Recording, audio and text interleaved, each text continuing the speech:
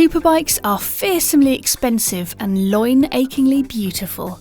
We love them, you love them, so here are 5 for you to lust over.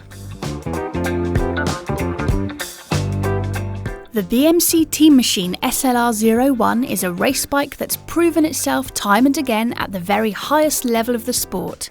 Now you can have one with disc brakes.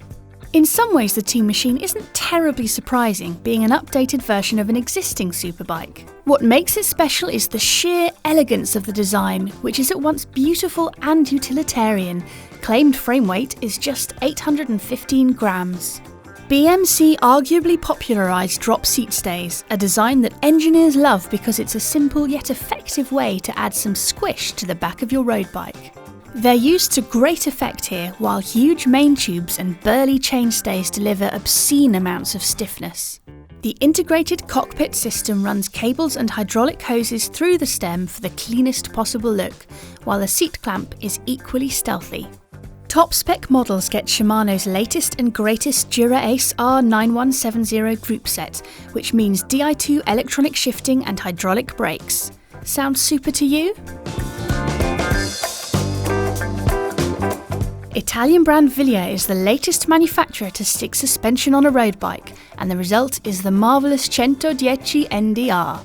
Vili has added bump absorption to the rear end using what it calls Actiflex.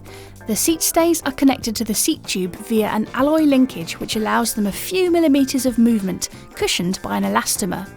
This sounds similar to Trek's ISOSpeed system, but Vili's version keeps the saddle to bottom bracket relationship constant, with only the rear triangle moving. Things get weirder though.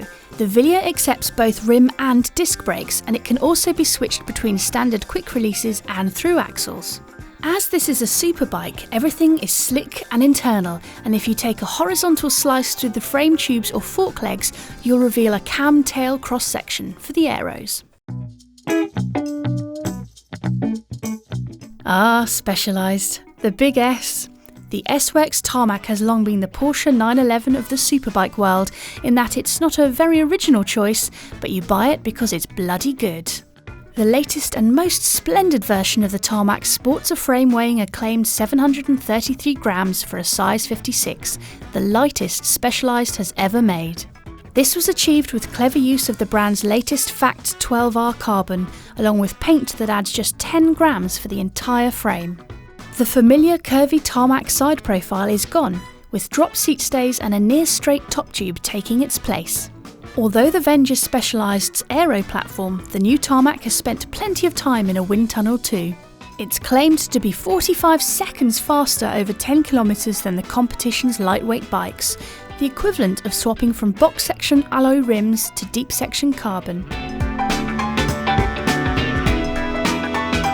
Adding discs to aero bikes has been something of a theme for 2018, and the Scott Foil Premium is another machine to have sprouted rotors. Scott set out to make sure that the Foil Premium disc was just as slippery in the wind tunnel as its rim brake brother. That meant adding a funky shroud at the fork dropouts to smooth airflow past that lumpy brake caliper. It also meant no more dumb rim brake calipers stuck underneath the chainstays, to the delight of bike mechanics the world over. The Foil is the quintessential aero machine, with radically dropped seat stays and more truncated aerofoils than you can shake a stick at. The cockpit is a one-piece carbon thing that looks absolutely amazing at the cafe stop, and saves you the bother of changing stem lengths or making minor adjustments to bar angle, because you can't. Does price alone bestow superbike status? If it does, then the Stork Enario 2 signature definitely qualifies. This €15,000 machine is limited to just 53 examples in honour of Stork founder Marcus' 53rd birthday. That kind of cash gets you a frame, fork and headset combination that weighs less than a kilo combined. Along with SRAM ETAP wireless shifting, it's built up with a no-holds-barred laundry list of weight-weenie bling, including THM fibula brakes and carbon cranks, plus a saddle that's completely devoid of padding. The complete bike comes in at under 5.5 kilos. If you're struggling to imagine how much that is, picture 5.5 1 kilo bags of sugar. You're welcome.